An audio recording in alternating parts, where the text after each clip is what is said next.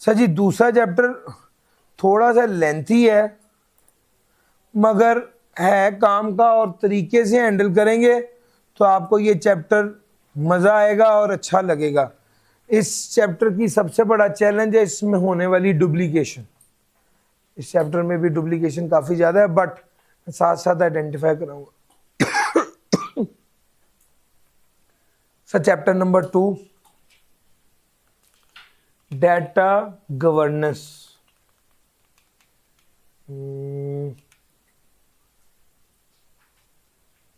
Sir शुरू करें। एक sir ji data governance and management, इसका क्या मतलब? गवर्नेंस का क्या मतलब होता है? Handling, management. सर जी हमारे घर में अब्बा जी होते हैं। अब्बा जी एक ऐसे किरदार का नाम है जिसने घर में सारी चीज़ों को हैंडल करना है। कौन आया था, कौन गया है, किस दिन दावत करनी है, किस किस को बुलाना है, किसको नहीं बुलाना, पैसे आएंगे कहाँ से, पैसे जाएंगे कहाँ से, सामान आएगा कहाँ से, सारी चीज़ों को हैंडल किसने करना है? अब्बा जी ने करना है। सर इस घर के बड़े अब्बा जी हैं, इस घर की गवर्नेंस अब्बा जी के पास। ठीक है, इसी तरह कुछ अर्सा पहले तो डेटे को किसी जोगा समझते ही नहीं ना थे, कहते थे डेटा क्या चीज है। वक्त के साथ साथ रियलाइज हुआ कि यार डेटा तो बहुत बड़ी गेम है। और मैं डेटा कितनी बड़ी गेम है मैं कल बता चुका हूं, यस और नो। अब जब डेटा इतनी बड़ी गेम है तो एक बंदे को डेटा का अब्बा बना दिया। उसको कहा तुम एक बंदे को या एक टीम को जिम्मेदारी दे दी है कि डेटा को क्या करो, गवर्न करो। जो बंदा डेटा को गवर्न करेगा उसे क्या कहा जाएगा? Data governance. जो डेटा को गवर्न किए जाने के प्रोसेस को कहते हैं डेटा गवर्नेंस। डेटा को हैंडल करें। सर वो इतनी कीमती चीज है कि अब उसे हैंडल करना पड़ेगा। यहां पर एक बंदा है, उसकी जिम्मेदारी है वो हर रोज आप लोगों से अटेंडेंस ले। आप लोगों से हर रोज अटेंडेंस लेगा, शीट बनाएगा, देखेगा कितने बच्चे आ रहे हैं, कितने बच्चे नहीं आ रहे, जो बच्चे आ रहे हैं उनका फीडबैक क्या है। ये सारा क्या है? ये डाटा है। अच्छा डाटा गवर्नेंस मेरे पास है, मैं हैंडल करूंगा यहां पर किस बंदे ने डाटा, किस बंदे ने आपको कागज पकड़ाना है और किस बंदे ने वो डाटा पकड़ना है और एक बंदे ने वो डाटा सिस्टम पर डालना है। और उसके बाद एक बंदे ने उस डाटा को रिव्यू करके डिसाइड करना है कि कल के दिन में ये वाली क्लास ही ठीक है या क्लास थोड़ी बड़ी रखें ताकि सारे बच्चे एडजस्ट हो जाए। यार मेरा पॉइंट समझ आ रहा है? ये सारी game, this is data governance. और मैं अगर आपको देसी तरीके से बताऊं तो भैया data governance, data creation, data processing, data usages, data archive, data disposal, ये सारी स्टेजेस ऑफ डाटा है। डाटा बनता है, डाटा प्रोसेस होता है, डाटा इस्तेमाल होता है, डाटा आर्काइव हो जाता है और डाटा डिस्पोज हो जाता है। ये सारी डाटा की स्टेजेस हैं। इसको कहा जाता है डाटा लाइफ साइकिल। वो कहता है डाटा लाइफ साइकिल में जो सारी स्टेजेस हैं उस स्टेजेस पर, हर स्टेज पर कौन सा बंदा होगा, कौन सा प्रोसेस होगा और कौन सी टेक्नोलॉजी होगी, इसको देखना, this is data governance. For example मैं एक एग्जाम्पल ले रहा हूं कि ये सामने भाई कैमरामैन मौजूद है जो इस वक्त सब कुछ रिकॉर्ड भी कर रहे हैं और यही वाली वीडियो यूट्यूब पर भी जाती है। अब सवाल ये है कि हम डाटा को क्या कर रहे हैं? क्रिएट कर रहे हैं। कौन क्रिएट कर रहा है? बंदा है कैमरामैन, प्रोसेस है रिकॉर्डिंग, टेक्नोलॉजी है कैमरा को यूज करें। फिर उसके बाद इस डाटा ने किधर जाना है? आईटी डिपार्टमेंट पे कार्ड निकालेंगे, सिस्टम में डालेंगे, उसको एडिट करेंगे कैप कट या फिल्मोरा की ऐप पर। तो ऐप ये है, प्रोसेस एडिटिंग है और करेगा कौन?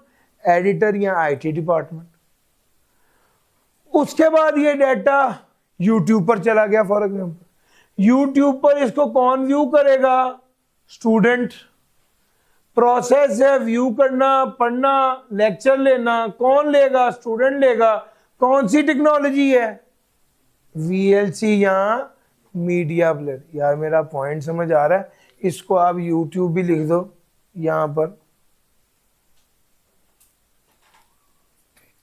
आप देख रहे हो हर स्टेप पर कौन सा बंदा किस तरह क्या काम करेगा डिफाइन हो रहा है।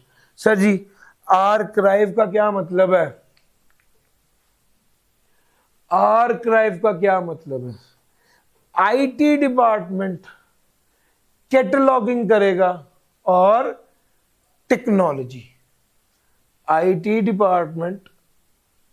सर जी आर्काइव का क्या मतलब होता है? सर जी जब ये सेशन खत्म होना है तो हमने क्या करना है? इस डाटा को यूट्यूब पर चढ़ा दिया हुआ है, अपने पास हमने इसको आर्काइव बन के रख लेना, आर्काइव बना के रख लेना। आर्काइव क्या होती है? सर जी नहीं, आर्काइव बेसिकली एग्जांपल देता हूं ज़हन में रखना।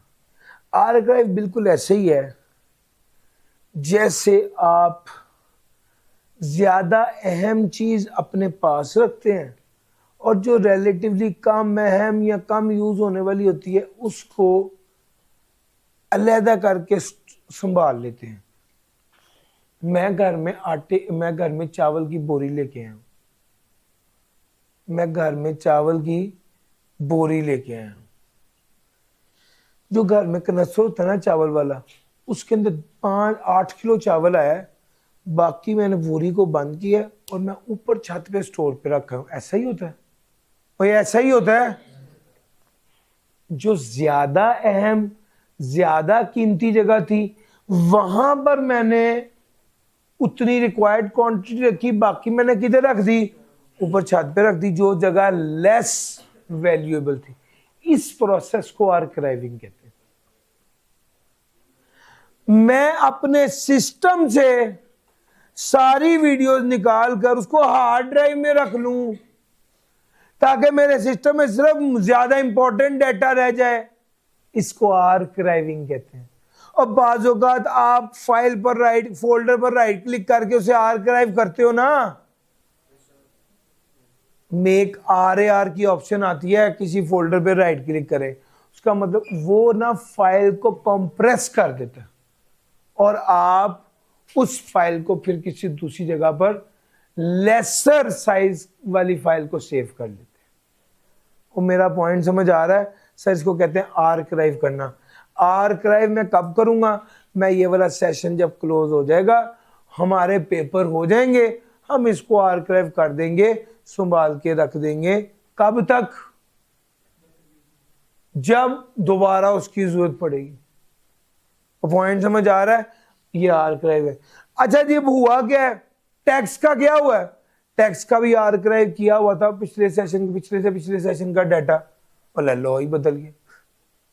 अब जब लॉ बदल गया तो अब उस आर्काइव का हमने क्या करना? हमने उसे क्या कर दिया? या ये वाला सेशन अगले सेशन तक सेव करेंगे, उसके बाद कहेंगे यार अगला बैकअप आ गया, पुराने को क्या कर दो? डिलीट कर दो। समझ आ रहा है?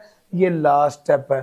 पैदा होने से लेके मरने तक डाटा के लाइफ साइकिल के सारे स्टेप्स, किस हर स्टेप पर कौन सा बंदा होगा, कौन सा प्रोसेस होगा, कौन सी टेक्नोलॉजी होगी, आपको बता दी। और इस सब का मकसद क्या है? इस सब का मकसद क्या है? आपका data accurate, secure, consistent, trustworthy और कंप्लीट रहे। मुश्किल तो नहीं लग रहा? सर जी डाटा गवर्नेंस की ये असल डेफिनेशन है। ये असल डेफिनेशन ये है। अब वो बंदा जो डाटा का बड़ा है उसने हर चीज का ख्याल रखना है। डाटा को कहां पर सेव करना है, डाटा को कोई अनऑथराइज बंदा एक्सेस ना करे, डाटा की लोकेशन हर डाटा की पता होनी चाहिए। फिर लॉज एंड रेगुलेशन की कम घर के बड़े ने करना है ना, लॉज एंड रेगुलेशन की कंप्लायंस का ख्याल रखना। तो ये सारी चीजों का ख्याल मेटा डाटा, सारी चीजों का ख्याल डाटा गवर्नेंस और डाटा मैनेजमेंट है। यार मेरा पॉइंट समझ आ गया? ये असल में डाटा गवर्नेंस है। गर्चे डाटा लाइफ साइकिल वाली बात आगे भी आएगी, मैं उसको गो थ्रू करा दूंगा। गेम आपको समझ आ गई? क्या गेम समझ आ गई? डाटा गवर्नेंस का मतलब है भाई आप डाटा के बड़े हो, डाटा से मुतालिक सारे फैसले आपने करने हैं। आपने रिस्क को मिनिमाइज करना है कि डाटा ब्रीचेस ना हो, नॉन कंप्लायंस ना हो, डाटा क्वालिटी पुअर ना हो। आपने इंटरनल रूल्स बनाने हैं, define clear guidance for how data can be accessed, used and shared within the organisation. Implement compliance requirement, ensure compliance to regulatory and legal framework governing data privacy and security, improve communication। Sir ji आपका data अच्छे से save पड़ा होगा, relevant जगह पर पड़ा होगा, तो बहुत से लोगों के लिए उसको उसकी कम्युनिकेशन, इंटरनल एक्सटर्नल कम्युनिकेशन करना स्टैंडर्ड डाटा प्रैक्टिसेस से आसान हो जाएगी, डाटा की वैल्यू मैक्सिमाइज हो जाएगी। हम डाटा, सारा डाटा सही तरीके से रिकॉर्ड होगा तो उसको एडमिनिस्टर करना आसान हो जाएगा, रिड्यूस कॉस्ट हो जाएगी, और ऑर्गेनाइजेशन जब सारा डाटा अवेलेबल होगा, मौजूद होगा, काबिल इस्तेमाल होगा, तो डाटा सस्टेनेबल होगा, जिसका मतलब ये है support the long term viability of the organisation through risk management and process optimisation. Sir मुश्किल तो नहीं लग रहा? This is key objective of data, ensure organisation sustainability. Sir ji जब आपके पास डाटा मौजूद है और आप उस डाटा की बेस पर ट्रेंड देख पा रहे हैं, टेक्नोलॉजी में आने वाली तब्दीलियां देख पा रहे हैं, आप लॉन्ग टर्म प्लानिंग कर पा रहे हैं, इससे ऑर्गेनाइजेशन क्या रहेगी? सस्टेनेबल रहेगी, चलती रहेगी, मुस्तकिल रहेगी। पॉइंट समझ आ रहा है? सस्टेनेबल का मतलब होता है बरकरार रहना, ठीक है? एक होता है मर जाना, खत्म हो जाना, एक होता है बरकरार रह जाना। सर समझ आ रहा है? सस्टेनेबिलिटी ये होता है सर। लो सर अब छोटे छोटे कॉन्सेप्ट हैं सर। डाटा गवर्नेंस में पहला कॉन्सेप्ट ये है कि पहले बता दीजिए who is the owner of the data, who is the steward of the data. Data का रखवाला कौन है और डाटा का मालिक कौन है, ये बड़ा क्लियरली पता होना चाहिए। सर ये जो वीडियो बन रही है इसका ओनर मैं हूं, इसका कस्टोडियन आईटी वाले लोग। I am the owner of the data और आईटी वाले are the custodian of the data.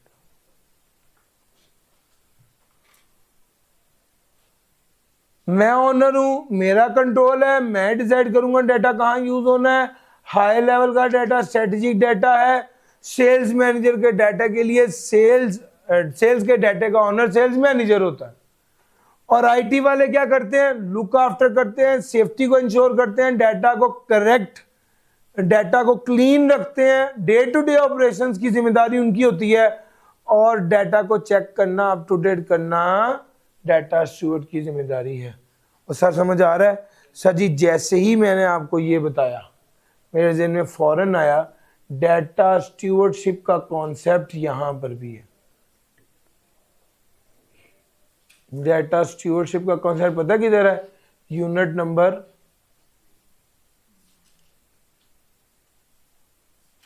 5 है, तो देखिएगा यार 6 है। आओ सर 6 आ गया। यानी मैं अब आपको दोनों को क्लब कर रहा हूं ताकि आप एट द सेम टाइम दोनों चीजें कवर कर रहे हो। सर समझ आ रही है? डाटा स्टूवर्ड क्या है? Data care taker. यार एक स्टोरी याद आ रही, सुना दूं? सर जी जो स्टूवर्ड होता है ना उसका लफ्जी मतलब होता है गडरिया। ये जो गांव में गडरिया होता है ना, ये जानवर पाल रहा होता है, ये जानवर इसके अपने नहीं होते। ये जानवर ज्यादातर जानवर लोगों के होते हैं, ये कौन होता है असल में? रखवाला होता है। इसी तरह स्टूवर्डशिप का मतलब है रखवाला या लुक आफ्टर करने की जिम्मेदारी। Steward is not the owner, steward owner नहीं होता, स्टूवर्ड ऑनर नहीं होता। स्टूवर्ड कौन होता है? रखवाला होता है, केयर टेकर होता है। और सर समझ गए, स्टूवर्ड केयर टेकर होता है। Sir ji, data stewardship is responsible for day to day management of data asset. Steward connection है between IT and business unit. Sir steward की जिम्मेदारी क्या है? जो डेटा गवर्नेंस के बारे में पॉलिसीज बनाई गई हैं उन पर अमल दरामद करवाना, अगर कोई इशू आ गया है तो उसे रिजॉल्व करवाना, सर लोगों को, एम्प्लॉय को एजुकेट करना, मेटा डेटा मैनेज करना। मेटा डेटा मैनेज करना किसकी जिम्मेदारी है? डेटा स्टोर की। सर मेटा डेटा क्या होता है? बस आने वाली है, data about the data, data की डिटेल, इसको मेटा डेटा कहते हैं सर। स्टूवर्डशिप की बात यहां पर मैंने कर दी, स्टूवर्डशिप की ये जिम्मेदारी है। जरा मैं आगे चल रहा हूं।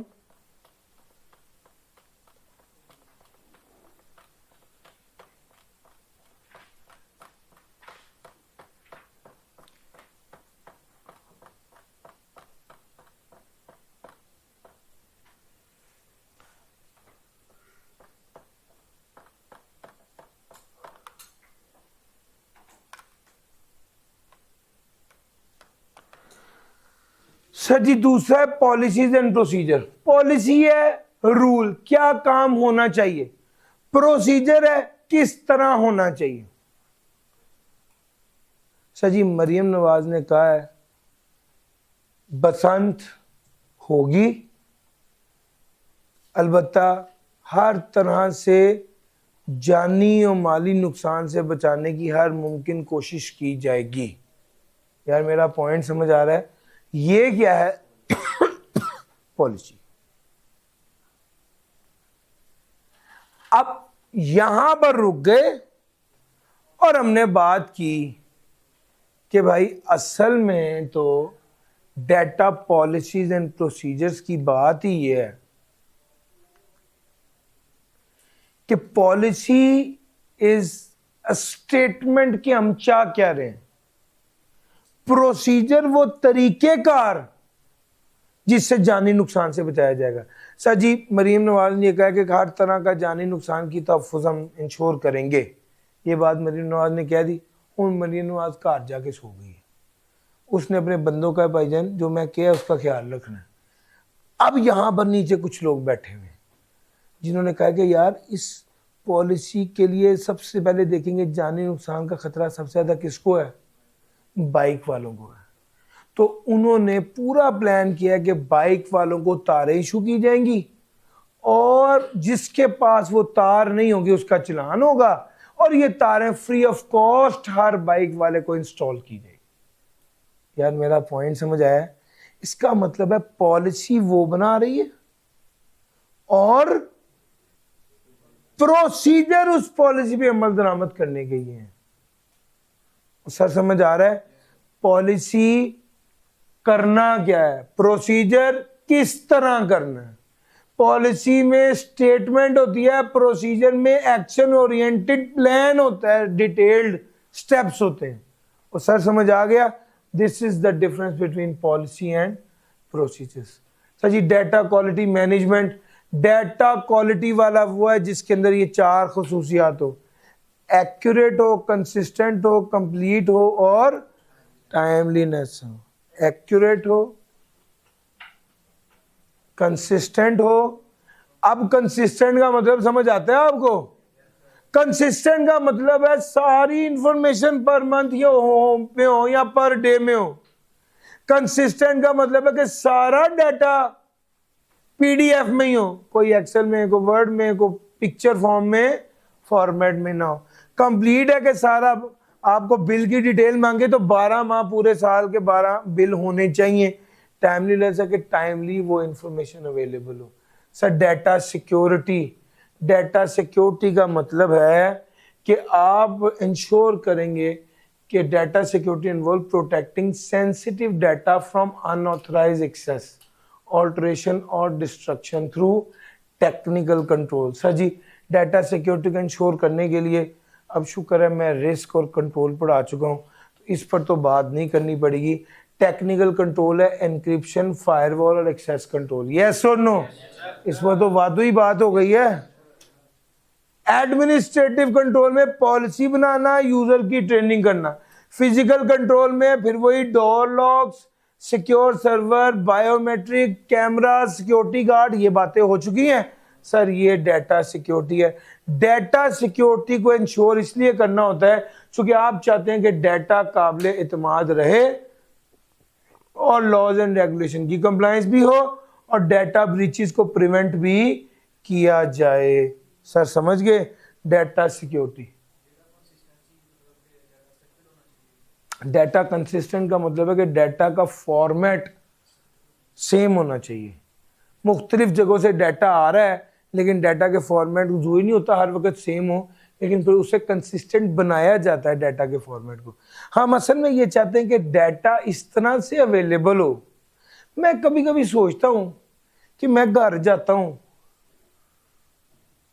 तो सारे बर्तन धुले होते हैं, क्या फर्क पड़ता है बर्तन गंदे ही पड़े हों, जब खाना खाना होता फौरन धो के खा लिया। यानी आम तौर पे होता है जैसे ही खाना खाया बर्तन सारे धो के रखे, और ऐसा क्यों नहीं होता कि बर्तन गंदे पड़े रहे, जब खाना खाना हो जिसने तो खुद ही प्लेट धोए खाना खाए फिर वो वैसे ही गंदी फेंक दे बेसन पे, सिंक पे, ऐसा क्यों नहीं होता? सर असल में आपको अपने खवातीन की बात ही करूंगा, वो घर में इस तरह से हर चीज को मैनेज करती हैं या करना चाहिए कि वो इस काबिल इस्तेमाल हो। मेरा पॉइंट समझ आ रहा है? काबिल इस्तेमाल हो। आपको कहा जाता है कि यार वॉशरूम साफ सुथरा करके बाहर निकलें, क्यों भाई जो अगला है वो पिछले का साफ करके खुद आराम से कर ले, ऐसा नहीं होता।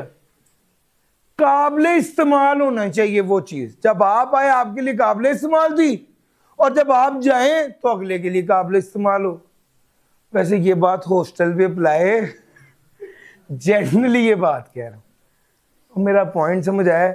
इसी तरह ही डाटा कंपैटिबिलिटी और कंसिस्टेंसी का मतलब है कि वो डाटा काबिल इस्तेमाल हो, हम डाटा को इस्तेमाल कर सके अपने एनालिसिस के लिए, अपनी जो भी डाटा रिक्वायर्ड है उसके लिए, हमें डाटा को काटना जांचना ना पड़े। सर समझ आ रहा है?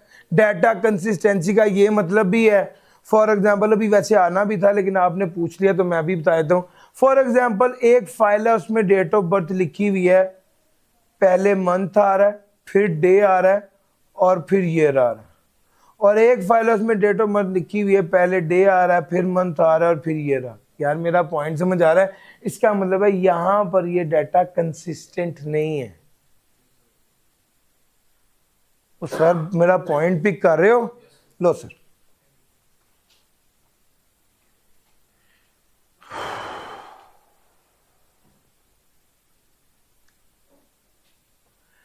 Data security involves, data security की बात कर ली है।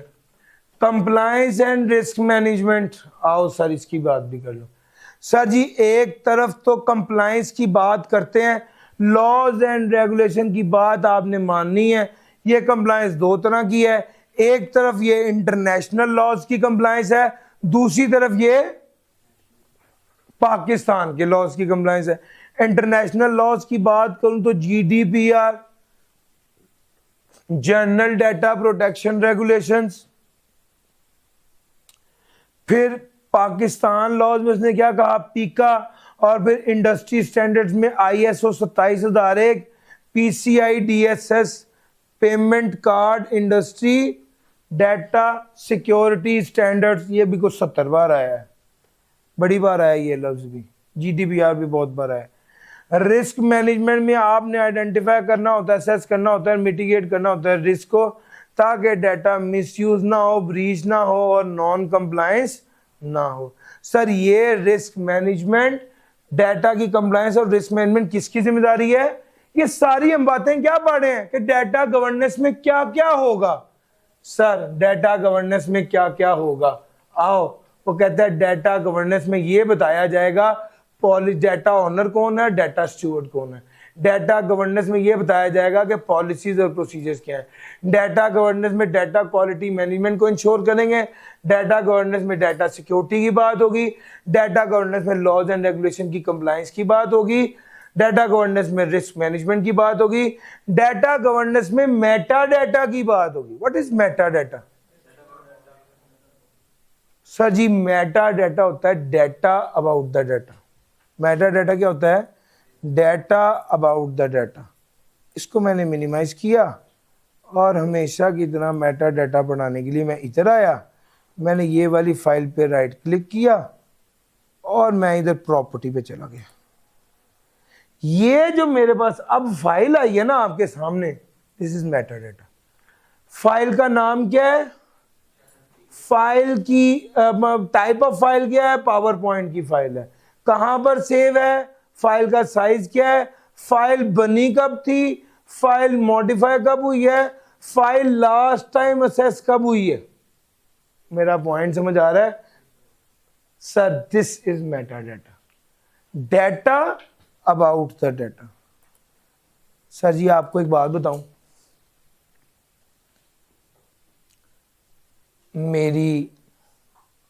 मेरे पास नर्सरी से लेके आज तक की मैंने अपनी सारी किताबें संभाल के रखी हुई, और नर्सरी से लेके आज तक मैं हर अल्हम्दुलिल्लाह पोजीशन आती थी, नर्सरी प्रेप 1 2 सारे सर्टिफिकेट भी संभाल के रखे हुए। एक दिन ना हमारी क्लास में एक लड़की होती थी, वो शादी हो गई, उसके बच्चे हो गए कि शादी पे मुलाकात हुई, उसकी भी शादी हो चुकी थी, मेरी भी शादी हुई, शादी पे मुलाकात हुई तो कि जी अच्छा आप तो हम एक ही स्कूल में पढ़े हैं जी, क्या हाल है जी, ठीक ठाक है, अल्लाह का शुक्र ठीक है। उसके हस्बैंड भी आ गए, सलाम अलैकुम, जी आए प्लीज़ आप हमारी तरफ चाय के लिए। हमारा घर बिल्कुल पास था, हमने उन्हें बुला लिया और मैंने उसको कहा कि मैं आपको बताता हूँ कि आपकी सेकंड पोजीशन आई थी और मेरी फर्स्ट आई थी, और मैंने उस वक्त आज से 20 साल पहले की मेरे पास लिस्ट पड़ी हुई थी। लिस्ट में था क्लास 5 की तस्वीरें कहाँ पर हैं, क्लास 5 के सर्टिफिकेट कहाँ पे हैं, क्लास 5 की किताबें कहाँ पे हैं। मैंने वो सारी किताबें भी निकाली, वो सर्टिफिकेट भी निकाला, वो सारी चीज़ें निकाल के कहा कि जी ये ऐसे ऐसे ही हुआ था ना। उन्होंने कहा बिल्कुल सब ऐसे ही हुआ था। ये जो सारी हरकत मैंने सुनाई है, इसको ये जो मेरे पास वो लिस्ट थी ना जिसमें सारी चीजें लिखी हुई थी, कौन सी चीज कहां पे है, इस लिस्ट को मेटा डाटा कहते हैं। वो समझ गए हो? मेटा डाटा याद रहेगा?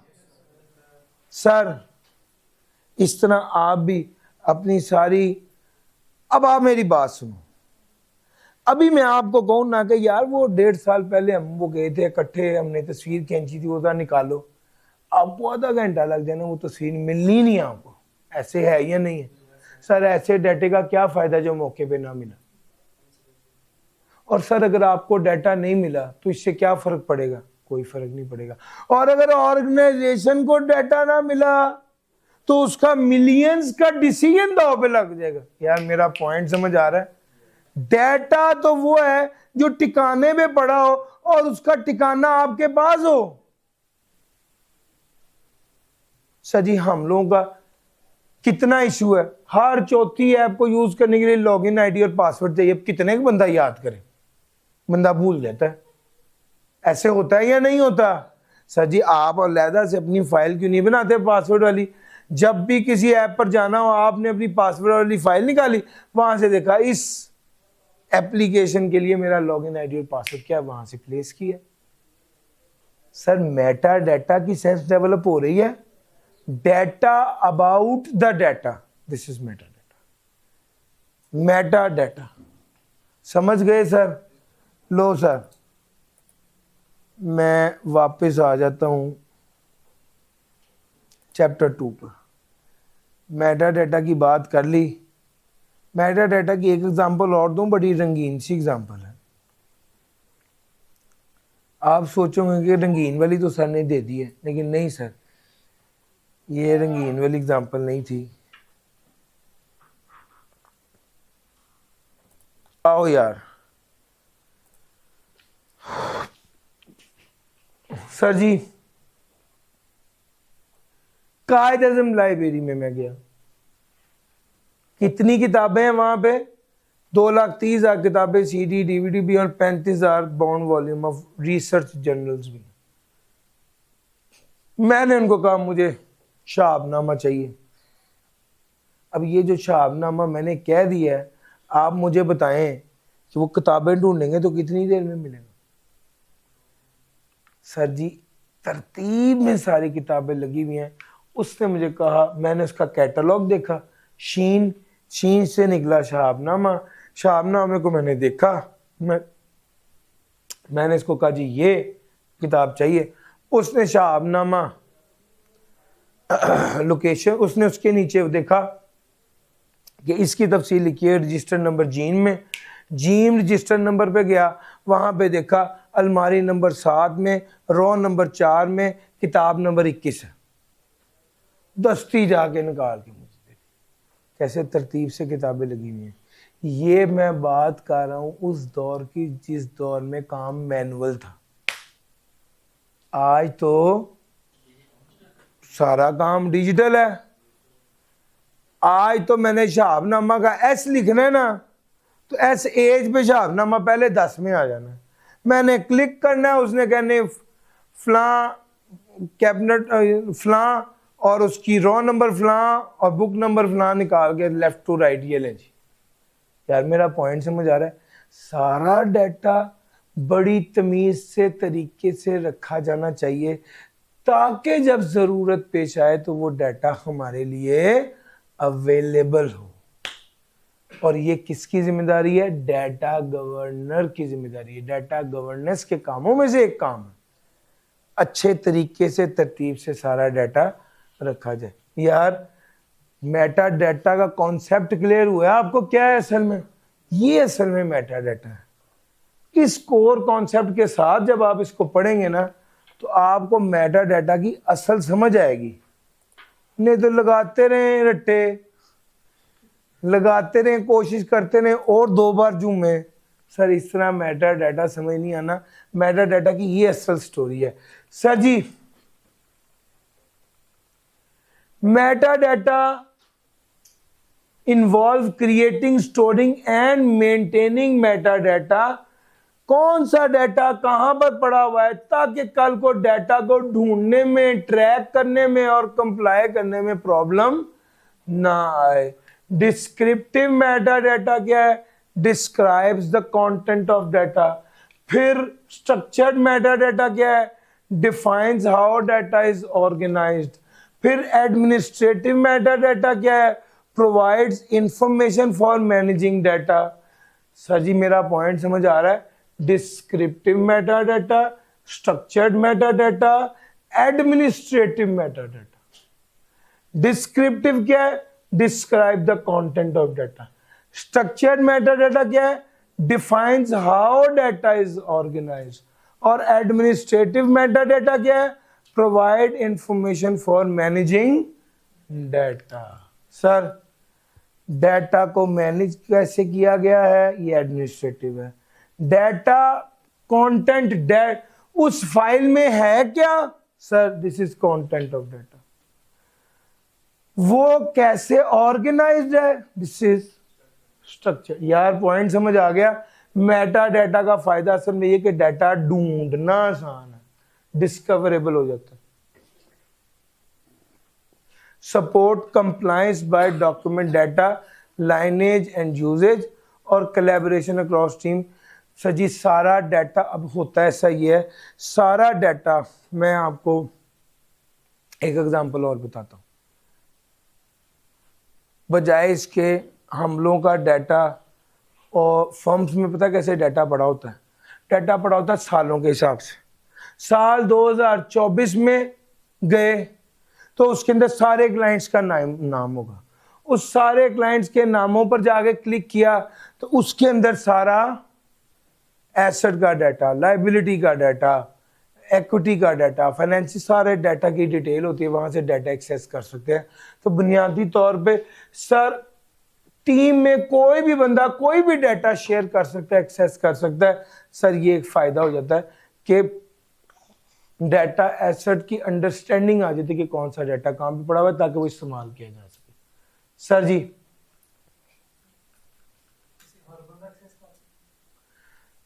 विद इन द टीम हर बंदा एक्सेस कर सकता है। अब मैंने जो डाटा दिया हुआ है आप लोगों को जी ड्राइव पर, वो सब एक्सेस कर सकते हैं। इस वक्त 1900 बच्चा है तकरीबन, सब एक्सेस कर सकते हैं। समझ रहे हैं सर आप? सर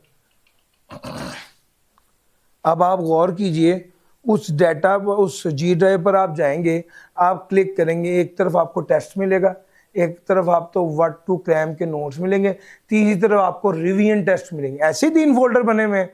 रिवीजन टेस्ट में जाएंगे, एक एक दिन का टेस्ट सोल्यूशन साथ साथ अवेलेबल हो गया। सर जी तो सब लोग अब उसको एक्सेस कर पाए। सर जी अब लॉज एंड रेगुलेशंस की बात करने लगा। सर जी हमने बड़ी बड़ी बात की है पहले भी लॉज एंड रेगुलेशन की। लॉज एंड रेगुलेशन की कंप्लायंस बड़ी ज़रूरी है। क्यों ज़रूरी है? सर की डाटा रेगुलेशन इन पाकिस्तान में कौन कौन से रेगुलेशन पाकिस्तान में एप्लीकेबल है? State bank of Pakistan enterprise technology governance and risk management framework mandates a strong governance and risk management practices for financial institution। जितने भी फाइनेंशियल इंस्टीट्यूशंस हैं, जितने भी बैंक्स हैं, इन्वेस्टमेंट बैंक्स हैं, लीजिंग कंपनीज हैं, इनके लिए जो डाटा है वो, इनके लिए जो लॉज हैं वो किसने बनाए हैं? स्टेट बैंक ऑफ पाकिस्तान ने बनाए हैं। सर जी कंपनीज के बारे में सारे लॉज किसने बनाए हैं? डाटा से मुतल्लिक HCCP ने बनाए हैं। और पर्सनल कौन से हैं? पीका एक्ट है, फिर उसके बाद नेशनल साइबर सिक्योरिटी पॉलिसी है, फिर उसके बाद इलेक्ट्रॉनिक ट्रांजैक्शन ऑर्डिनेंस है। ये तीनों तो एनेक्जर नंबर D है, ये तीनों तो एनेक्जर नंबर D है। ये annexure number state bank of Pakistan annexure number C है मेरा ख्याल है, हाँ। और सबसे पहला एनेक्जर है कॉबिट का,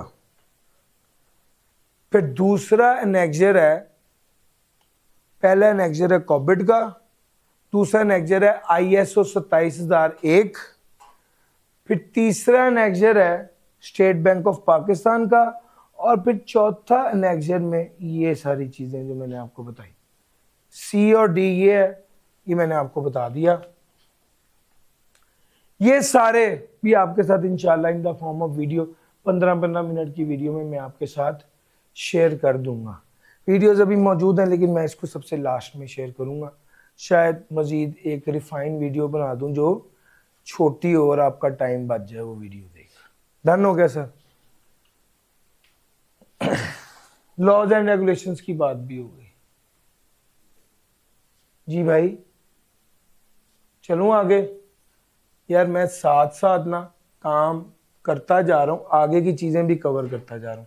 आपको लगेगा कि अभी सफ़े 2 हुए हैं लेकिन मैं आगे से भी काफ़ी कवर कर चुका हूँ, ऐसा ही है ना सर? 2-3 कॉन्सेप्ट बड़े इंपॉर्टेंट आने लगे हैं सर जी। सबसे पहले आगे levels of data governance. Data को गवर्न करने के लेवल हैं, 3 लेवल हैं। सबसे पहला स्ट्रेटेजिक, सबसे ऊंचा हाई लेवल, फिर उसके बाद टैक्टिकल, फिर उसके बाद ऑपरेशनल। सर एक एग्जांपल लो, स्ट्रेटेजिक लेवल होता है सबसे बड़ा लेवल, मालिक हाईएस्ट लेवल। दूसरा लेवल होता है टैक्टिकल लेवल। ये जो मालिक ने कहा है ना, ये ऑपरेशनल लेवल के बंदे से करवाना, इसको कहते हैं टेक्निकल लेवल, टैक्टिकल लेवल। हम आए और मैंने कहा यार ये कितना गंदा है। यहाँ पर वो यार उसका क्या नाम है यहाँ पे जो सारे स्टाफ को देखता है, नहीं मदनी, मदनी। हमने कहा यार ये कैंपस साफ नहीं है मदनी, यार क्या हो रहा है, कैंपस साफ करवाओ यार, तो घंटा है तुम्हारे पास। मैंने ये बात किसको कह दी? मदनी को कह दी। मदनी यहाँ पे मैनेजर है। मदनी ने क्या किया, मदनी ने ये बात 4 ऑफिस बॉय बुलाए, उन चारों का तुमने फलां क्लास करनी है, तुमने फलां क्लास करनी है, तुमने फलां क्लास करनी है, तुमने फलां क्लास करनी है। 2 बंदे वो बुलाए जिसको कहा कि एक बंदा झाड़ू फेरेगा, दूसरा बंदा जो है वो कपड़ा लगाकर सारा कुर्सियां साफ करेगा। 6 लोगों को उसने एलोकेट किया, 45 मिनट में पूरा कैंपस साफ। ये बंदा जिसने कहा घंटे में मुझे कैंपस साफ चाहिए, ये स्ट्रेटेजिक लेवल है। वो बंदा जिसने बात को समझा और नीचे वाले स्टाफ से करवाया, ये कौन है? टैक्टिकल लेवल है। और वो बंदा जिसने सारी सफाई एक्चुअल में की, वो कौन सा लेवल है? Operational level. ठीक हो गया। शुगलन एक बात करने लगा, हम लोग जो कि at the same time strategic level पर भी प्ले करते हैं और ऑपरेशनल लेवल पर भी खुद ही होते हैं। यार इस सेशन में हमने टाइमली सिलेबस कंप्लीट कराना है। ये बात भी मैं ही कह रहा हूं और खुद क्लास पढ़ाने भी मैं ही आता हूं। ऑपरेशन यार ये जो क्लास पढ़ा रहा हूं ये ऑपरेशनल लेवल है ना सर। स्ट्रेटेजिक लेवल पर भी है कि डिसीजन मेकिंग कर रहे हैं और ऑपरेशनल लेवल पर भी है कि खुद हर रोज पढ़ा भी रहे हैं।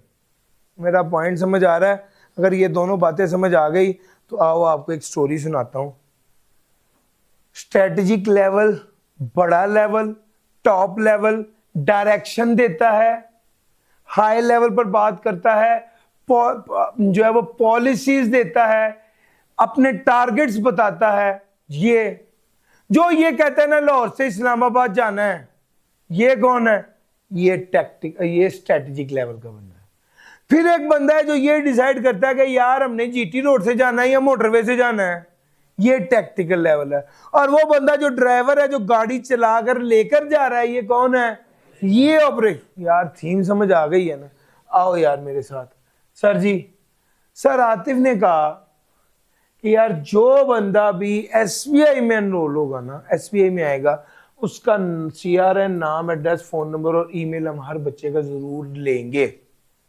इन्होंने ये बात कह दी, ये स्ट्रेटेजिक लेवल के आदमी है, ये बात कह के ये इजी हो गया। अगला लेवल आया टैक्टिकल लेवल, एक मैनेजर का। मैनेजर ने फॉर्म इस तरह से डिजाइन किया कि आपके CRN, address, name, phone number और ईमेल के अलावा आपका एडमिशन नहीं हो सकता।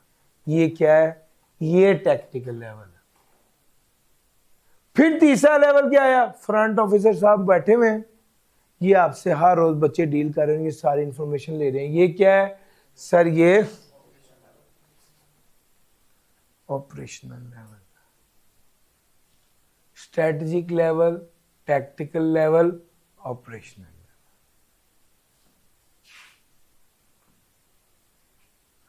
सर समझ गए?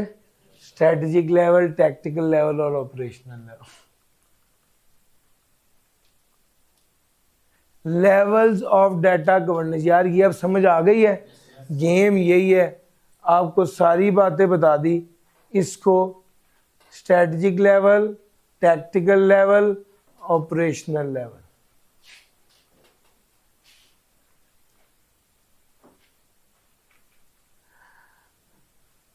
इंटरप्ले, स्ट्रेटेजिक लेवल विजन देता है और डायरेक्शन देता है, टैक्टिकल लेवल विजन को एक्शनेबल प्लान में तब्दील करता है और ऑपरेशनल लेवल इसको एग्जीक्यूट करता है डे टू डे बेसिस पर। स्ट्रेटेजिक लेवल गोल सेट करता है, टैक्टिकल लेवल प्लान बनाता है उस गोल को अचीव करने का थ्रू ऑपरेशनल लेवल लोगों के, और operational level day to day work में परफॉर्म होता है। This is levels of data. यार क्या गेम समझ आ गई है? चलूं आगे। Data classification. आओ यार, फिर वही बात है, कोशिश है कि आपको अंग्रेजी की बजाय वो बातें बताऊं जिससे आप थके ना, वरना आप थक जाते हैं यार। सर जी मेरे पास 4 तरह की चीज़ें हैं जी। मैं आपको रीडिंग ही नहीं कराता, ठीक है, मेरे पास एक शॉर्टकट है। सर जी DSR chapter number 2 notes, SBI payroll sheet, चाय ड्यू रही मेरी तरफ, ऐसा ना अभी कसम से मैं फौरन सोचा कि मैं चाय मंगवा लूं, कि मैंने टाइम देखा है जितनी देर में ये चाय आएगी ना उतनी देर में हमारी क्लास खत्म होने का टाइम हो जाएगा जी। इंशाल्लाह हम कोशिश करेंगे जिस दिन आप ना आए उस दिन चाय मंगाए। नहीं सर, DSR चैप्टर नंबर, मेरे पास 4 डॉक्यूमेंट्स हैं यार, ध्यान रखना। DSR चैप्टर नंबर 2 नोट्स, एक SBI पेरोल शीट है with salary and timing of every employ, एक ID and password of Facebook and Gmail, एक बैंक अकाउंट की डिटेल और उसके पासवर्ड है। मेरे पास 4, एक टेबल पर ये 4 डॉक्यूमेंट्स मेरे पड़े हुए हैं। आपको क्या लगता है ये चारों एक तरह के हैं मैं, ये कुछ ज्यादा सेंसिटिव है? तो ये ऐसे ही है कि सर वो कहता है डाटा को ना जरा कैटेगराइज करो, क्लासिफाई कर दो। आपके पास 4 कागज पड़े हैं, एक कागज पे लामा इकबाल की नज़म लिखी हुई है और एक कागज पे 5000 का नोट है। क्या दोनों कागज एक जगह एक जैसी हिफाजत चाहते हैं? नहीं, 5000 के नोट को फौरन एहतियात से रखें। पॉइंट समझ आ रहा है? सर जी ये 4 चीजें। चैप्टर नंबर 2 DSR के जो नोट्स हैं ये तो कौम की खिदमत के लिए है, ये तो पब्लिक है, कोई टेंशन नहीं है। SBI payroll sheet with salary and timings of every employee है। सर ये इंटरनल डाटा है, इंटरनल डाटा है, क्यों बताया जाए? कल एक बच्चा जो ऑफिस पे को कह रहा हो यार तुम्हारी 33,000 सैलरी है ना, मुझे सब पता है, क्या जरूरत है हमें ये बात बच्चे को बताने की? यस और नो? इसको नहीं बताना जी। बहरहाल इससे बहुत ज्यादा नुकसान तो नहीं है, लेकिन बहरहाल इदारे की बात है, ना पता हो तो बेहतर है। ID and password of Facebook and Gmail, ये कॉन्फिडेंशियल है सर, ये बिल्कुल नहीं बताने चाहिए।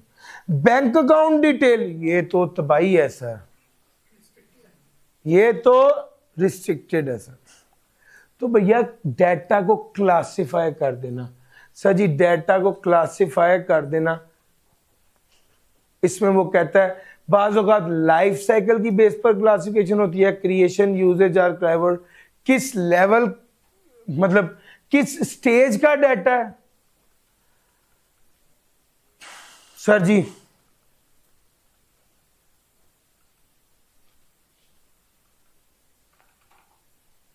data storage and encompasses the methods and technologies used to store data, ensuring its accessibility, reliability and surety. On-premises storage, cloud storage. Done हो गया sir? On premises storage और क्लाउड स्टोरेज, ये 2 तरह के स्टोरेज की बात की है उसने।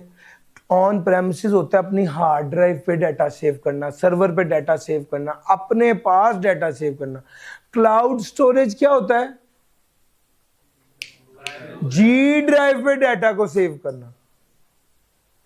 पूरा चैप्टर 11 वहां पर पढ़ाना था, लेकिन एक एग्जांपल दे दूं जरा कॉन्सेप्ट पक्का हो जाए, जिंदगी का कोई पता नहीं है। सर अगर आपने पैसा अपने पास अपने घर में अलमारी में रखा हुआ है तो ये ऑन प्रेमिसेस की तरह है, और अगर आपने पैसा बैंक में रखवाया हुआ है तो ये क्लाउड की तरह है। ऑन प्रेमिसेस तो रात 11 बजे भी आप पैसा किसी को दे सकते हैं, लेकिन बैंक में जो पैसा है आपका पैसा है, लेकिन आप रात 11 बजे नहीं निकलवा सकते। ऑन प्रेमिसेस में तो चाहे 6 सिक्योरिटी गार्ड रख लें, लेकिन बैंक के पास 2 सिक्योरिटी गार्ड है, उन्होंने आपके 100 करोड़ के लिए भी उस सिक्योरिटी गार्ड नहीं बढ़ाना। यार मेरा पॉइंट समझ आ रहा है? सर ये फर्क होता है ऑन प्रेमिसेस और क्लाउड में। ऑन प्रेमिसेस में आप ओन करते हैं, आपके पास कंट्रोल होता है, आप तब्दीली कर सकते हैं, लेकिन क्लाउड में जो है वो data stored on remote servers, manage by third party providers. Cloud storage, ये डाटा आपका गूगल पे है, एज्योर या AWS पे है। आप पैसा कम ज्यादा कर सकते हैं। आपने जो अलमारी ले ली पैसे की, वो कम ज्यादा तो नहीं होगी ना जो घर में आपने रखी पैसे के लिए, लेकिन कैश के हवाले से आप इसको कर सकते हैं। Cloud storage provides scalability, flexibility and cost efficiency, but introduce dependency on vendor security practices and internet connectivity.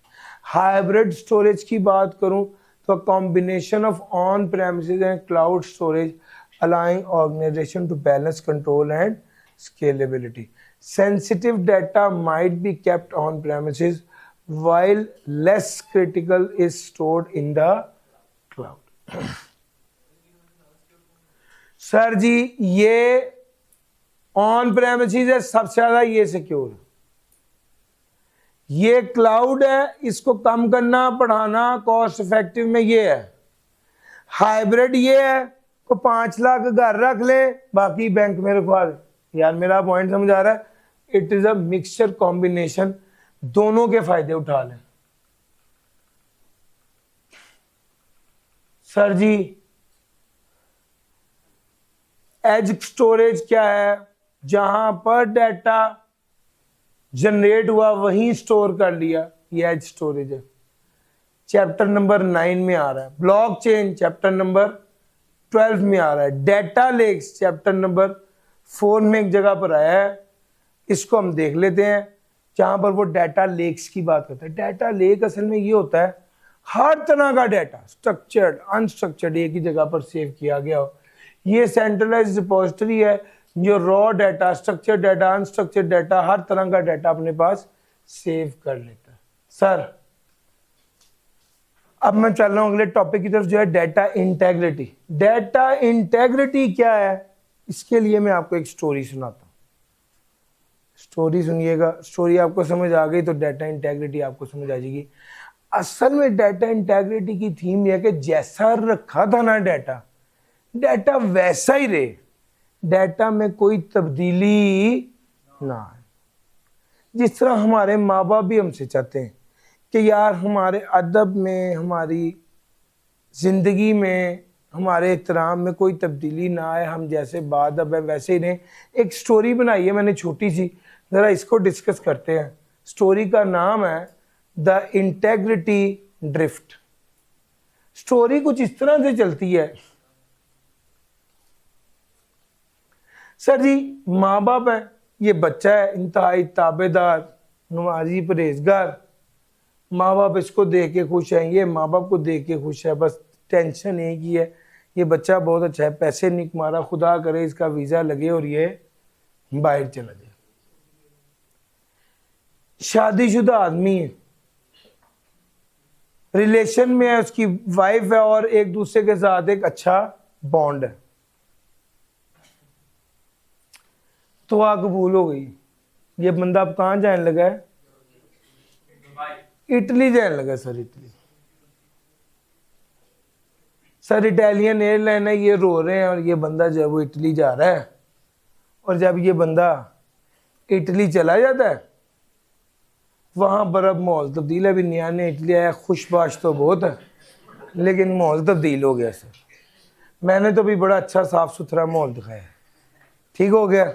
और जब ये माहौल हुआ ना तब्दील, तो अब आप गौर कर रहे हैं, यहां से ये वापस आ गया। जब वापस आया ना तो सर इसकी लिबास, चीजें बदल गई। ये सारे खुशी से रो रहे हैं, शुक्र है हमारा बच्चा पैसा कमा के वापस आ गए। लेकिन जब ये वापस आया ना तो प्रॉब्लम तब आई है, ये अभी भी वहीं पे जायनमाज पे नमाजें पढ़ नहीं, कहते आप किन चक्रों में पड़े हुए हैं, दुनिया बहुत आगे निकल गई, दुनिया बहुत आगे निकल गई। आप अभी भी, आप मुझे नमाज पढ़ने का कह रहे हैं, नमाज मुंह से कुछ नहीं, मैंने मेहनत से पैसा कमाया। सर बदतमीज से बात भी कर रहा है, इखलाक भी गया, एहतराम भी गया, नमाज भी गई, ठीक हो गया। बाहर से पैसा तो कमा के आ गया है, लेकिन माँ बाप की ख्वाहिश थी ये वैसा ही रहे, लेकिन इसका अकीदा बदल गया। सर जी इधर देखिएगा जरा, यहां पर इसका हुलिया बदल गया, फिजिकल अपीयरेंस बदल गई है, यहां पर इसका रवैया अकीदा बदल गया, लॉजिकली भी ये तब्दील हो चुका है, लॉजिकल इंटेग्रिटी भी नहीं रही, फिजिकल इंटेग्रिटी भी नहीं रही, लॉजिकल इंटेग्रिटी भी नहीं रही। अच्छा जनाब, तीसरा मसला क्या हुआ है, अब वो जनाब उसकी बेगम है, वो क्या कहते हैं, वो इटली से घूमा है, उसको समझ ही नहीं आ रही। अब सर जी जो रिलेशनल इंटेग्रिटी थी, जो ताल्लुक था, वो भी खराब हो गया, जो ताल्लुक था वो भी खराब हो गया सर। एक इसकी यूनिकनेस थी कि पाकिस्तानी तो था सर, इटली का कागजात बन गए, अब ये इसकी ये यूनिकनेस भी चली गई है, अब ये पाकिस्तानी भी नहीं रहा सर। कॉन्सेप्ट ये है, गल मुक गई है सर, कॉन्सेप्ट ये है कि चार चीजें इंटेग्रिटी में आती हैं, इंटेग्रिटी में चार चीजें आती। चीज नंबर 1 फिजिकल इंटेग्रिटी, चीज नंबर 2 लॉजिकल इंटेग्रिटी, चीज नंबर 3 एंटिटी इंटेग्रिटी, उसकी यूनिकनेस, उसका पाकिस्तानी होना वो भी तब्दील होगी। और चौथा क्या है, रिलेशनल इंटेग्रिटी, उसका जो ताल्लुक था वो भी तब्दील हो गया। सर ये मैंने स्टोरी आपको सुना दी है, स्टोरी असल में फिजिकल इंटेग्रिटी की बात करते हैं कि डेटा जो है, protecting data from physical disruption, hardware failure, power outrage से डेटा को बचाया जाए, डेटा फिजिकल इंटरप्शन से बचे। दूसरा logical integrity, ensuring data remains consistent and accurate in databases through constraints, validation and relationship. तीसरा ensuring each record in a database is uniquely identified, जो uniqueness है वो इसकी बरकरार है, रिकॉर्ड में फिजिकल इंटेग्रिटी भी कॉम्प्रोमाइज ना हो, लॉजिकल इंटेग्रिटी भी कॉम्प्रोमाइज ना हो, एंटिटी की इंटेग्रिटी यूनिकनेस भी कॉम्प्रोमाइज ना हो, और उसका एक डाटे का दूसरे डाटे से जो ताल्लुक है उसमें भी तब्दीली ना आए। तो सर समझ रहे हैं, ये चार बातें आपके साथ कही थी। इंटेग्रिटी से अगर रिलेट करें तो पहले लिबास वाली बात थी, अकीदे और नमाज अदब वाली बात थी, ये पासपोर्ट वाली बात थी, और ये रिलेशन वाली बात थी। और सर समझ आ रहा है? सर जी ये सारी पिक्चर्स एआई जनरेटेड थी, ये सारी पिक्चर्स एआई जनरेटेड थी, ये स्टोरी मैंने खुद क्राफ्ट की है और फिर एआई से ये पिक्चर्स जनरेट करके आपको इस तरह से प्रेजेंट किया है। फ़ायदा बस ये है कि वो स्टोरी से आपके जहन में इंटेग्रिटी का कॉन्सेप्ट ज़रा मजबूत रहेगा। यार समझ आ गया? यस और नो? मज़ा भी आया और समझ भी आया? ले सर आगे चलते हैं। इससे ज़्यादा के लिए ना आपको खुद सर्च करनी पड़ेगी। जी भाई, जी जी जी, बस जो जिस पॉइंट पर बंदा होता है उस सकता है और सिस्टम था भी और है तो उसके मुताबिक। लो सर, अब आपने डाटा इंटेग्रिटी को मेंटेन करने के लिए क्या करना है? सबसे पहला डाटा वैलिडेशन। सबसे पहला पॉइंट क्या है? डाटा वैलिडेशन का मतलब तो कल मैंने बता दिया था sir ji. Data validation checks हैं, ऑडिटिंग करना, access control, version control, data backups, ये सारी चीजें डाटा इंटेग्रिटी को मेंटेन करने के लिए जरूरी है। इत्तेफाक ऐसा कि हम ये सारी चीजें पहले पढ़ चुके हैं। सर डाटा वैलिडेशन क्या है? यानी आप चेक्स को इंश्योर करें कि डाटा में कोई तब्दीली नहीं आई। फिर उसके बाद ऑडिटिंग डाटा की कॉन्टिन्यूसली रिव्यू करें डाटा को कि डाटा में कोई इशू तो नहीं है, कोई तब्दीली तो नहीं आ रही। एक्सेस कंट्रोल, अनऑथराइज्ड बंदा डाटा को एक्सेस ना करे, उसमें तब्दीली ना करे। वर्जन कंट्रोल बड़ा इंपॉर्टेंट होता है। जो वर्जन आपके पास है सर जी जब आप डाटा में कुछ अपडेट करते हैं तो डाटा का वर्जन अपडेट हो जाता है। पॉइंट समझ आ रहा है? सर आप डाटा को कहता है आप चेंजेस को ट्रैक करें कि वर्जन नंबर 5 और वर्जन नंबर 6 में क्या चेंज है, इसका भी आपको प्रॉपर ऑडिट ट्रेल बनानी चाहिए, कौन कौन सी चीज़ें तब्दील हो रही हैं वर्जन के तब्दील होने से। और डाटा बैकअप का मतलब है आपके पास डाटा बैकअप में मौजूद होना चाहिए कि अगर फाइल करप्ट हो जाए तो आप उससे पिछले स्टेप का डाटा तो एक्सेस कर पाए। सर डाटा सिक्योरिटी, ये वाली बात हो गई थी आपके साथ। सर जी डाटा सिक्योरिटी की सारी बातें आपके साथ करने लगा हूं। एनक्रिप्शन क्या बात हो गई थी? सर डाटा को एनक्रिप्ट कर देना ताकि कोई बंदा अगर अनऑथराइज्ड एक्सेस कर भी ले तो डाटा को रीड ना कर पाए। डाटा को एनकोड कर देना कि वो डाटा रीडेबल ना हो किसी दूसरे बंदे के लिए।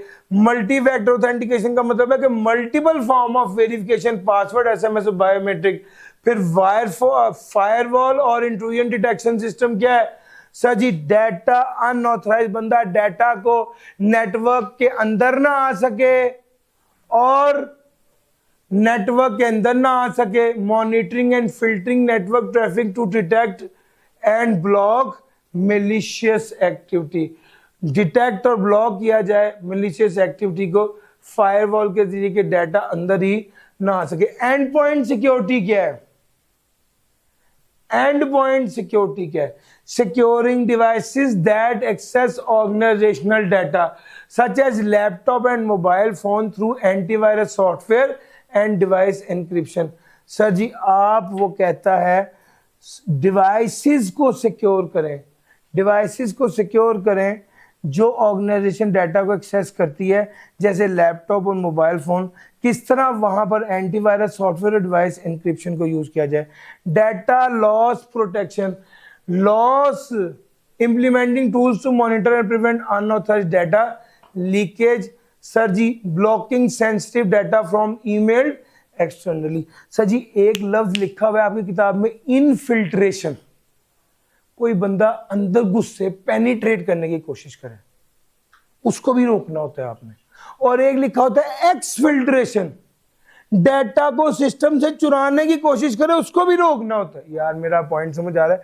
कभी किसी फैक्ट्री में जाए ना, माल वाली गाड़ी आ जाए तो वो भी पहले चेक होती है, और माल लेके गाड़ी चले जाए तो वो भी पहले चेक होती है।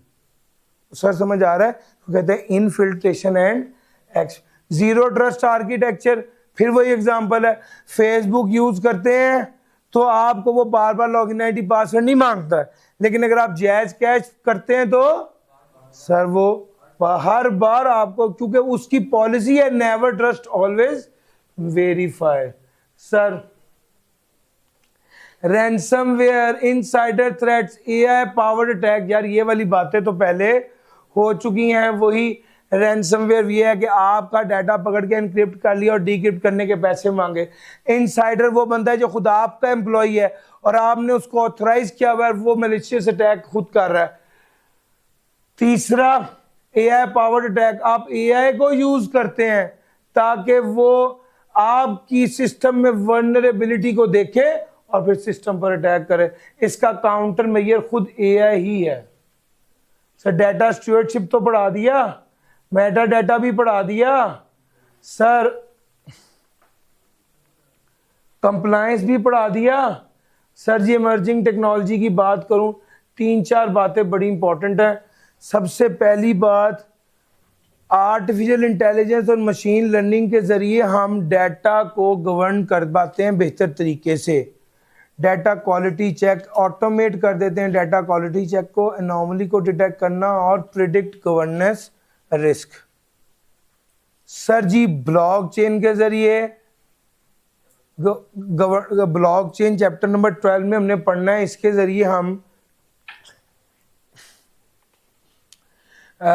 जरिए हम जो है वो डिसेंट्रलाइज्ड टेम्पर प्रूफ लेजर है फॉर ट्रैकिंग डाटा लाइनेज।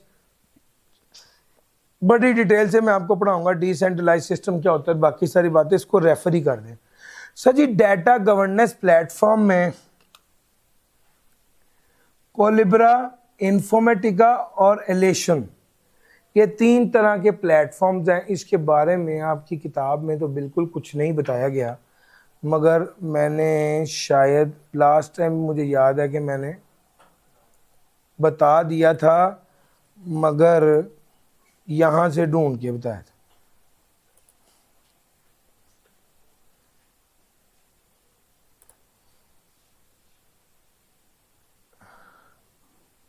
भैया डेस्कटॉप पे गए थे? नहीं यार, वहाँ पे नहीं है ना। डेस्कटॉप पे गए थे, मेरा ख्याल है ये है, स्लाइड्स है, चैप्टर 2 ही है ना बॉस।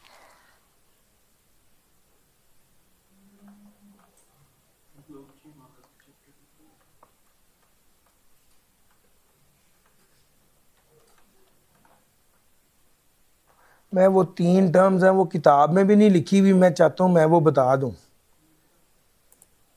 ये लें सर,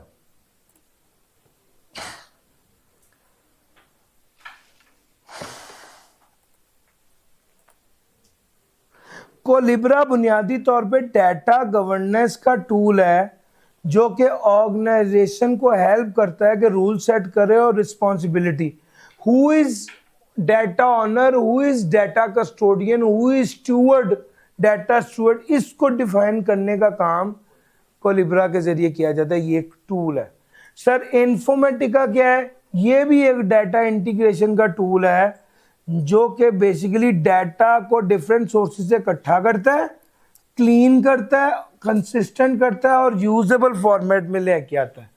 सर जी तीसरे नंबर पे एलेशन, ये भी एक डाटा कैटलॉग और डिस्कवरी टूल है जो हेल्प करता है एम्प्लॉय इजीली सर्च कर लें, अंडरस्टैंड कर लें, यूज कर लें data across the organisation.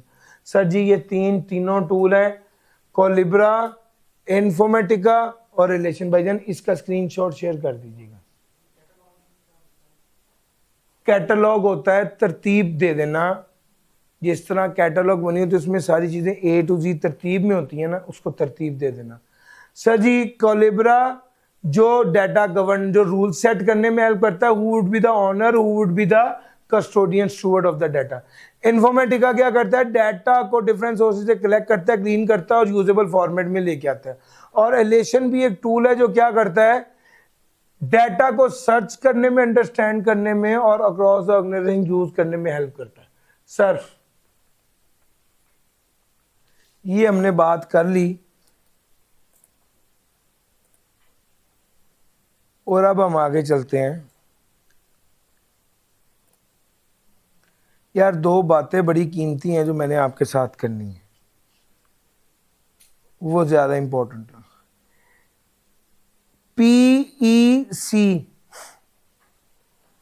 PEC sir, PEC से क्या बनता है?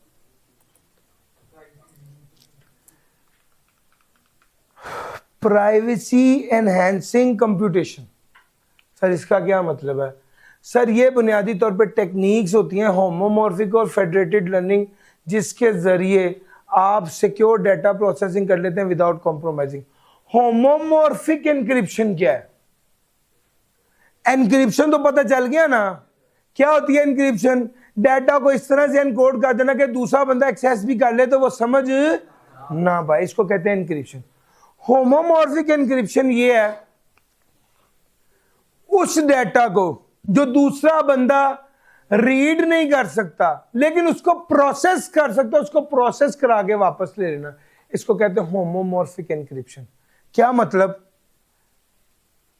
मुझे याद है मैंने आपको जब लास्ट टाइम बताया तो ये वाली बात बताई थी। बहरहाल मैं एक बार एक एग्जांपल दे के आपको समझाता हूँ कि सर ये वाली होमोमॉर्फिक एनक्रिप्शन की को पकड़ा, कॉपी किया, यहां पर गए, यहां पर मैंने इसको पेस्ट कर दिया, ये डाटा आ गया। अब एनक्रिप्शन का क्या मतलब है? ये डाटा मैंने क्या कर दिया? एनक्रिप्ट कर दिया। अब जिस बंदे के पास डाटा इस फॉर्म में पड़ा है, मिला है, वो बंदा इस डाटा को समझ, मैंने कहा मैं तुम्हें एक डाटा भेज रहा हूं, तुम मुझे बोल्ड और अंडरलाइन करके वापस भेज दो। अब वो इस डाटा को एक्सेस करता है, इसको क्या करता है? इसको बोल्ड करता है, इसको अंडरलाइन करता है, बोर और अंडरलाइन करके इटैलिक करता है, अंडरलाइन करके मुझे भेज देता है। उसने इस पर प्रोसेस परफॉर्म किया है, लेकिन उसे पता नहीं है डाटा क्या है। मेरा पॉइंट समझ आ रहा है? डाटा को वो पढ़ नहीं पाया, बस प्रोसेस करके मुझे वापस कर दिया। जब मेरे पास डाटा आया, मैंने इस डाटा को देखा और इसको सिलेक्ट करके ये डिक्रिप्ट कर दिया। अब आप गौर कीजिए, क्या ये बोल्ड, इटैलिक और अंडरलाइन हो गया है? उस बंदे को डाटा दिया, उस बंदे ने इसको पढ़ा भी नहीं, इस पे प्रोसेस परफॉर्म करके मुझे वापस कर दिया। यार मेरा पॉइंट समझ आ रहा है? इसको कहते हैं होमोमॉर्फिक एनक्रिप्शन, यानी बगैर डाटा को डीकोड किए उसको प्रोसेस परफॉर्म करके वापस कर देना। इसको क्या कहते हैं? Homomorphic encryption. होमोमॉर्फिक एनक्रिप्शन ये डाटा को प्रोसेस भी किया और डीक्रिप्ट किए बगैर किया। डीक्रिप्ट करके भी यही रिजल्ट आना था, डीक्रिप्ट किए बगैर भी आपने प्रोसेस किया तो यही रिजल्ट आया। इसको कहते हैं होमोमॉर्फिक एनक्रिप्शन। सर जी अगला आ गया फेडरेटेड लर्निंग। फेडरेटेड लर्निंग अगला कॉन्सेप्ट है, जरा इसको भी सुनिए। मुझे याद है, मैंने शायद पहले भी क्लास में बताया, इसी तरह ही मैं बच्चों को पढ़ा रहा था, तो एक बच्चे ने कहा कि सर जी चाय पीनी।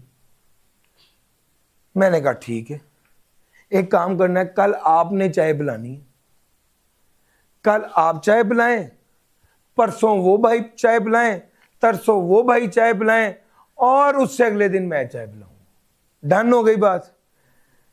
इन भाई ने चाय बनाई।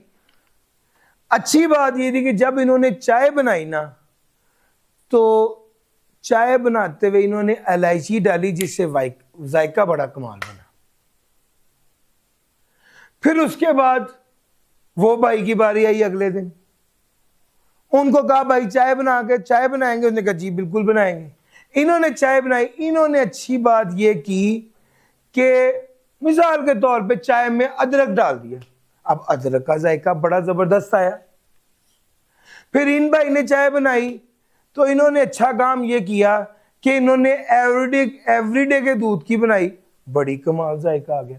मेरे पास भी एक चाय की रेसिपी थी, मेरे पास भी एक चाय की रेसिपी थी।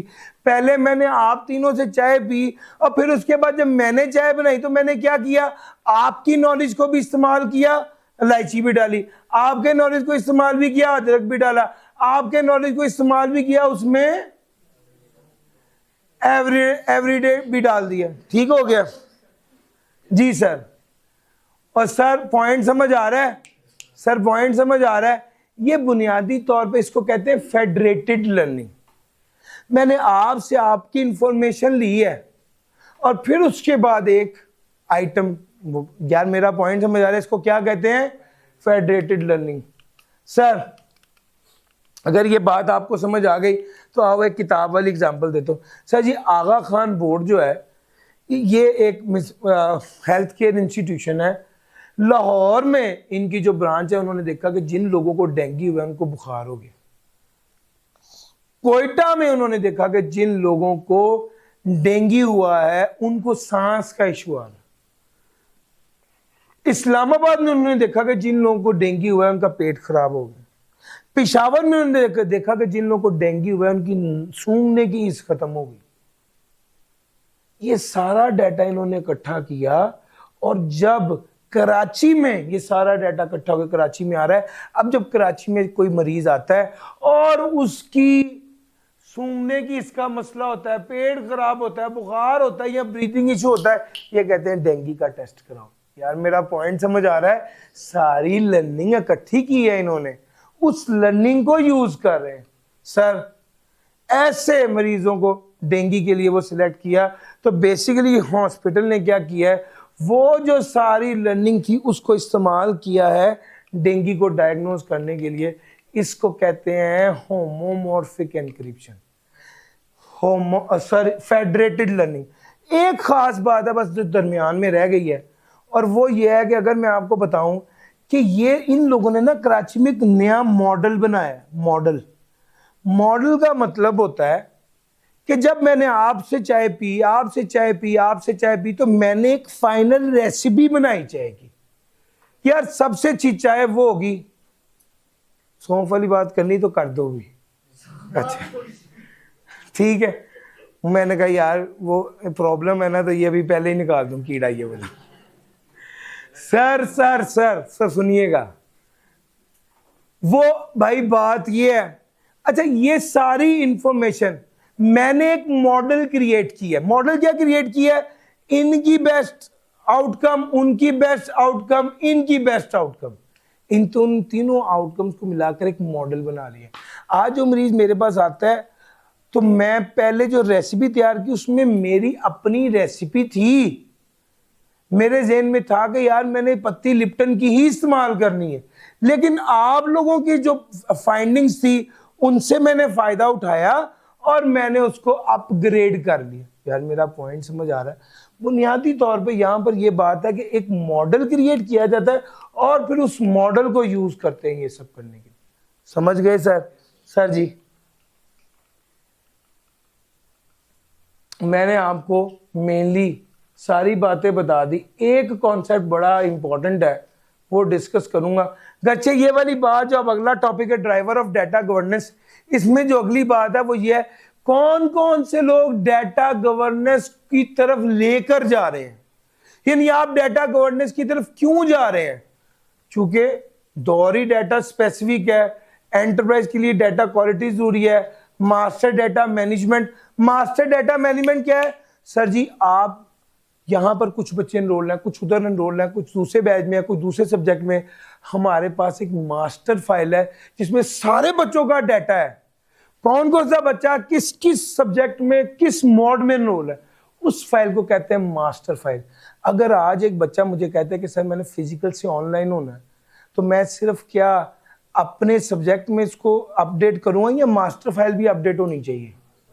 मास्टर फाइल भी अपडेट, इसको कहते हैं मास्टर डाटा मैनेजमेंट। कि जो सेंट्रल डाटा है उसको भी साथ के साथ यूनिट का डाटा नहीं, मास्टर डाटा भी अपग्रेड होना चाहिए। ये बड़ी एक मजे की डिस्कशन है, मैं ये डिस्कशन करके फिर बात को आगे करूंगा। भाई वो कहता है कि आईटी वालों की मोहताजी नहीं होनी चाहिए। जैसे जैसे आईटी में तरक्की हुई है ना, वो कहते हैं हमारी आईटी वालों से मुताजी हट जानी चाहिए। एक एग्जांपल लीजिए, आज से 10 साल पहले जब मैंने 15 साल पहले जब मैंने पता करना होता था ना मेरा अकाउंट बैलेंस क्या है, मैं बैंक के बाहर चला जाता था, बैंक टाइमिंग में जाके जाता था, उनसे पूछता था मेरा बैलेंस क्या है, वो मुझे 10 मिनट बाद बैलेंस बताते थे। वो मेरा अपना ही पैसा है, मैं जलील कर देते थे। अब जब ये प्रॉब्लम नजर आई तो इन्होंने कहा कि यार लोग ना हम पे डिपेंडेंट हैं। इन्होंने क्या किया, एक ऐप बना दी। आज अगर आपने बैंक अकाउंट का बैलेंस पता करना है तो बैंक जाएंगे? यस और नो? कभी भी नहीं तो जैज कैश के दफ्तर के आगे तो हर वक्त लाइन लगी हो, भी मुझे बताओ मेरा बैलेंस कितना। 1 मिनट में बैलेंस पता चलता है, यस और नो? इसका मतलब है कि उन्होंने आपको इंडिपेंडेंट कर दिया बैंक से, ऐप के जरिए आप चल रहे हैं। इसी तरह ही ऑर्गेनाइजेशन में आईटी वाले लोग, मियां साहब उसकी मोहताजी है। मियां साहब कह रहे हैं आईटी वाले को, यार तुम आओ, तुम मुझे बताओ मेरी इन्वेंट्री कितनी है, तुम मुझे बताओ मेरे सॉफ्टवेयर से निकाल के ही मुझे बताओ कि इन्वेंट्री कितनी है, सेल कितनी है, प्रोडक्शन कितनी है, मार्केटिंग कितनी है। अब क्या हुआ, उन्होंने कहा भाईजान आज इसकी जरूरत नहीं है। आज आईटी वालों ने इतना आगे बढ़ गए कि उन्होंने हर बंदे की नीड के मुताबिक डैशबोर्ड बना दिया। मियां साहब की जरूरत के मुताबिक उन्होंने क्या कर दिया है, डैशबोर्ड बना दिया है। आज वो एक क्लिक करते हैं, प्रोडक्शन की रिपोर्ट कहते हैं, वो सिर्फ पीरियड लिखते हैं, इतने पीरियड से इतने पीरियड तक की रिपोर्ट बताओ, daily report, weekly report, monthly report, वो निकाल के देता है। यस और नो? सर वो कहता है this is self service business intelligence.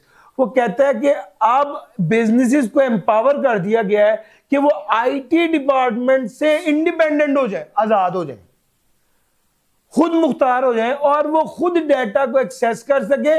और डाटा ना सिर्फ ये कि डाटा को क्या कहते हैं नंबर्स फॉर्म में देखें, पावर बीआई और टेबल यू क्या करता है, ग्राफ की सूरत में, बार चार्ट की सूरत में प्रोडक्शन को, सेल को, मार्केटिंग एक्टिविटी को दिखाता है।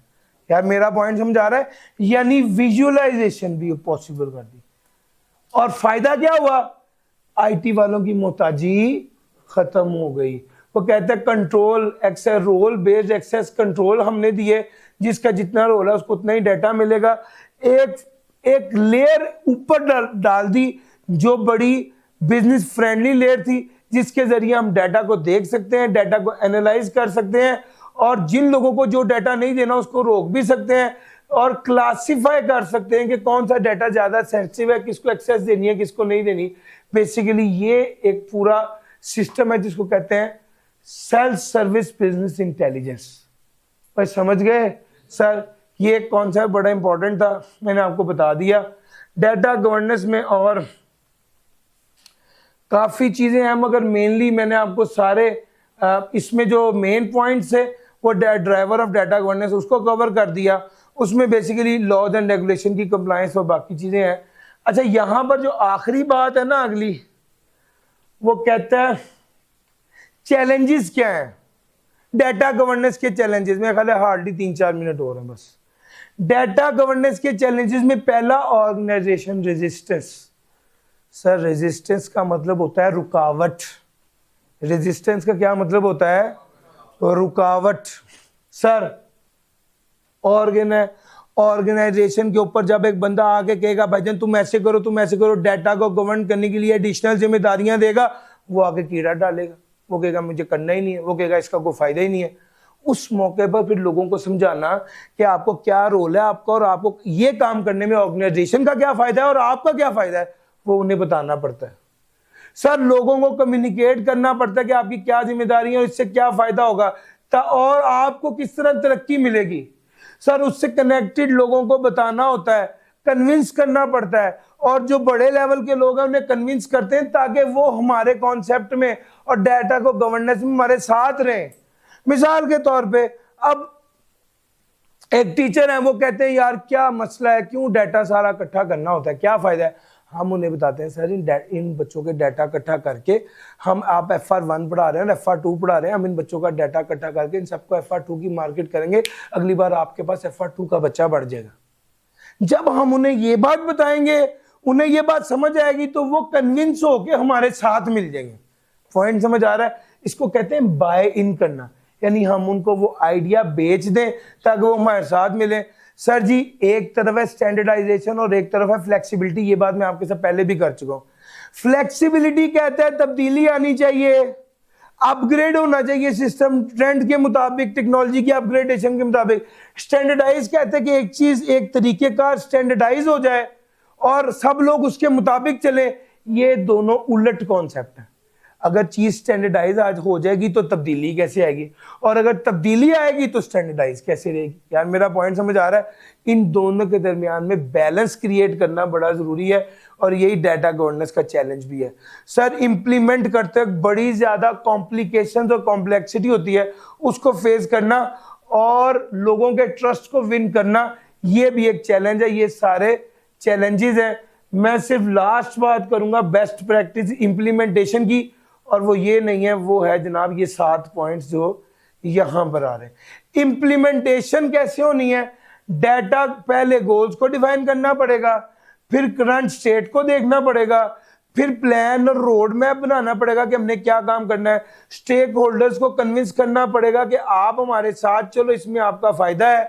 फिर प्रोग्राम को डिजाइन करेंगे, फिर इंप्लीमेंट करेंगे, और फिर मॉनिटर एंड कंट्रोल करेंगे टू मेक श्योर कि आप ये डाटा गवर्नेंस को इंप्लीमेंट करवा सकें। सर जी ये वाले 7 पॉइंट इंप्लीमेंटेशन स्ट्रेटजी के जो है ये आप याद कर लें, तो वो ऊपर वाले पॉइंट्स को रीड कर लें और याद इसको कर लें तो आपका चल जाएगा। सर